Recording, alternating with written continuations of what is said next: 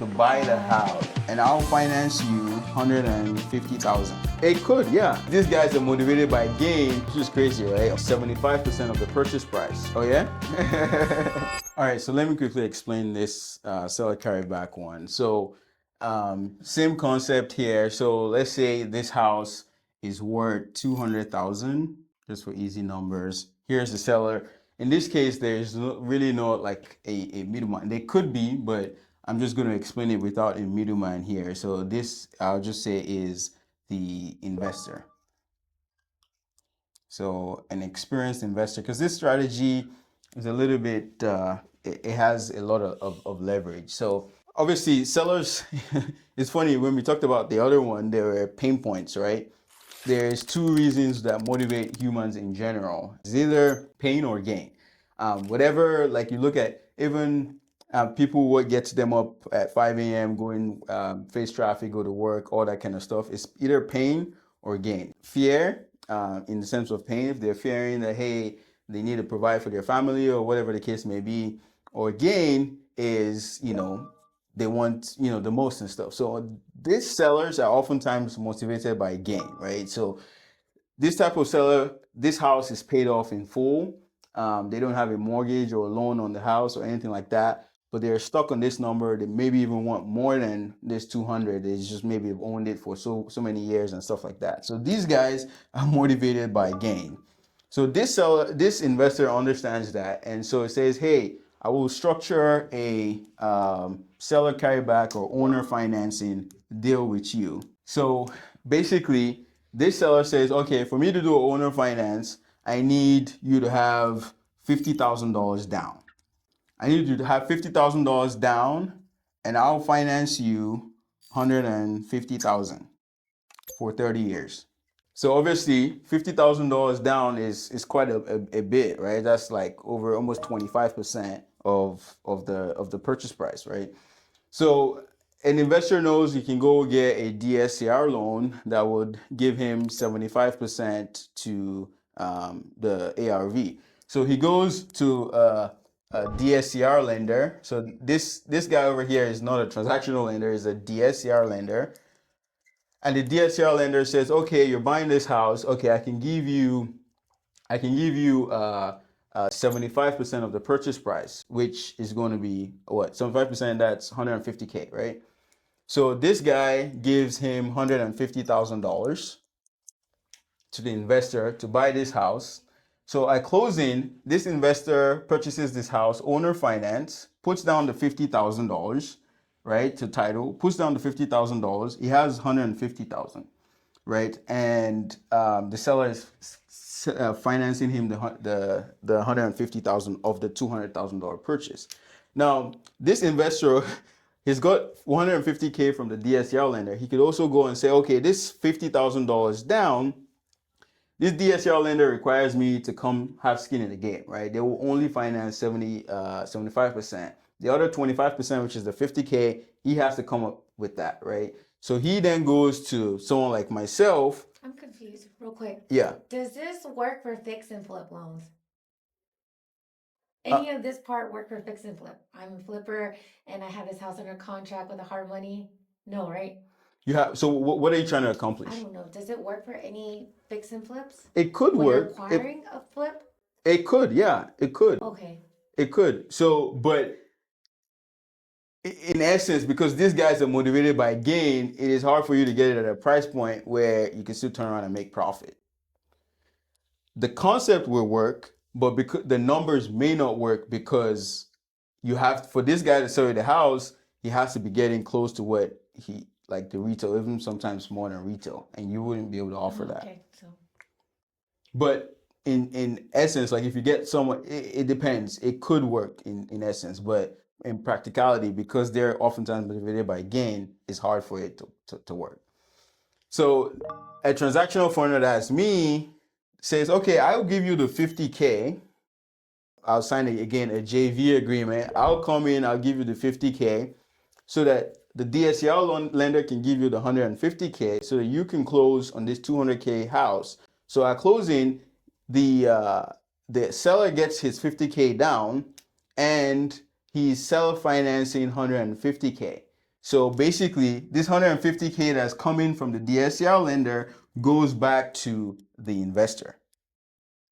Got it. And you're funding this right here, the I'm funding the 50K. Got it. Okay. So it is, in essence, transactional funding because it's happening on this closing day. The seller is signing obviously a promissory note and deed of trust, right? Of seller financing the 150K back to the investor. So he's not coming to closing with any money down, technically. He's not coming to closing or any money down. So this is why this is not a this is a very advanced strategy because it is 100% leveraged. Yeah. Maybe even more sometimes. So me as the transactional funder, I say, okay, I'll give you that 50K. You're getting back 150K at closing. I want 2% or 2.5% of the 50K that I'm funding you. Right? Maybe sometimes even higher, maybe 10%, right? Whatever the case may be. Because this guy is making 150K at closing. So he's, I mean, and that's why he's able to pay more as well. Yeah, that's why he's able to pay more. What's paying 5K off of this 150 to close that? Sure. So at closing, so after closing happens, who is in first position? This DSCR lender is in first position on the lien holder, and then the seller is in second position on a seller carryback for the 150K. Right? Do you get it? Oh, I got it. Yeah, makes sense. Okay. So this is another type of transactional funding where you're on an owner finance, which is supposed to be 30 years, which is crazy, right? Owner finance is supposed to be 30 years.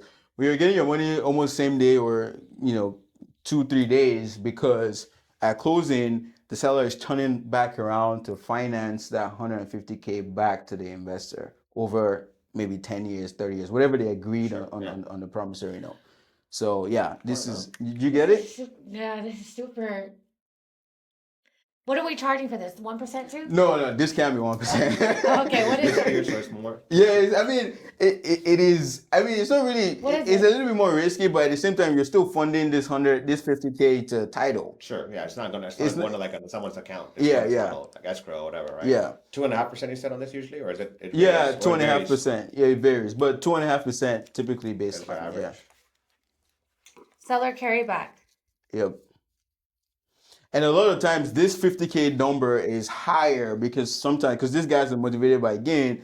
It's like, okay, I need half down, right? I need 100K down, right? No one is really going to go buy a owner finance with 100K down. Doesn't make it's like, well, why can't I go to a bank and get 20? A bank is offering me 20%. Why can't I go to the bank and get 20% down?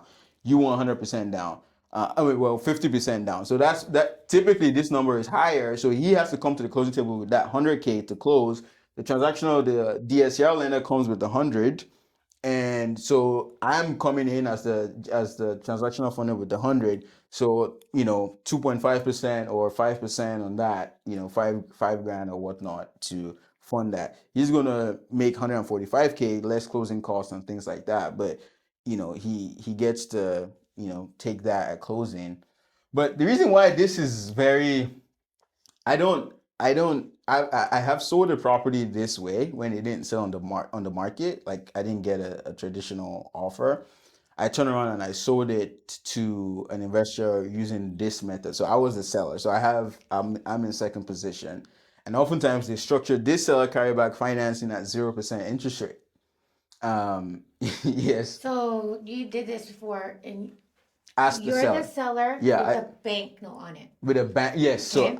So I did it with a bank note on it because for this seller is at high risk, very very high risk because he owned this property at $200,000 out of pocket. He sold no loans. Okay. He sold this property, got 50K down and financed 150K. But his 150K now is in second position, subject to the DSCR lender. So guess what? If this investor was to default, subject to the DSCR lender, because the DSCR lender is in first position, they're funding 150K, and they want you to come as the investor to come to the closing table with 25%, which is the 50K. Yeah. So that's super leverage basically at this point, like over 100% leverage. Yeah, 100% leverage. He's coming to closing with zero. With zero. Who? The investor. The investor is coming to closing with He's zero. not bringing any money down because the DSCR is going to fund the 150. Yeah. And then the 50K that he's supposed to bring How's the give to the seller. DSR covering that? I don't get it. He's So- getting the DSCR loan. So or the this guy- house is owned free and clear. Yeah, The I own investor the house, which I do. Okay. the investor is getting a DSCR lender to buy the house. Oh. And the he has DSCR to lender's put 20 requirement is 75%. And that guy's saying 25%, I'm not bringing it either. I'm going to call you. Yeah, and that 25%, he's going to call me to fund the transaction. 100%. But he's already he's leveraged all negotiated the way. with the seller that, hey, this the seller carryback 150K is going to finance that over to me for 30 years, right? Because this seller is motivated by gain, Oh, and he's stuck on get this it. 200K number. So that's like me. I want to buy this property from the seller, but I'm going to use a DSCR loan, right? Yeah. Okay. To the seller. Oh, yeah. So, but the reason why this guy is in so much of a risky position is because remember I said he owns this property free and clear. Now he's only got 50K for it at closing, but now he's in second position. So guess what? If this investor was to default like in 6 months or a year or whatnot, yes, he has the instruments to go out and foreclose with the deed of trust and promissory note, but he will foreclose subject to the first position lender, Which has majority of the. which has 150K debt. So now he's back owning the house with 150K debt, and he only got 50K for it. Yeah. So that's why, the person who is here has to be a credible person. So this strategy could get like, maybe a couple years if people abuse it, they get like maybe a regulation comes illegal or down something, and yeah. stuff like that. But my question to you is on that 50K, right? Let's just say like you're saying you're funding it, right? For that day. You're just doing it for short term as well. yeah. Because you don't care how long the note is. You don't nothing. Yeah. You're just for that day. Because this note is coming right back to you to the investor, and I'm getting my payout from that. Makes sense. That's good. And you're protected by title. Yep. Well, right. Okay. Because title wouldn't fund until these documents, how If closing. you have an investor that wants to buy owner finance like this in Willis, let me know. Oh yeah. Hopefully, got an offer written today from the realtor. The only reason why I did it when I sold was because I didn't own it free and clear. So the house had about 120K. So I basically demotivated them to want to default because they weren't getting 150K or a huge amount at closing. They were only getting like 15K, right? Because the first position, I bought the property subject to. I had over 100K equity, but they were going to still be subject to that at closing. The DSCR loan didn't go directly to them. The DSCR loan went to pay off first that subject to loan. So the DSCR is in first position, and what was left was only like 15K, and they had to also pay me a down payment. So they had to pay me 20K down payment. So what was left was like 10K. So it was like a wholesale deal to them, right? But now they're carrying the note. I'm in second position, but I gave them 0% financing to facilitate that. But I was able to still capture all the equity in the house and not have the head. The reason why I sold it is 8 hours away. It was a lot of headache to manage. So I still pulled my equity, got my investment back, and I'm just waiting for a payday to get like 8 hours. Where was that? Amarillo. Ah. Yeah.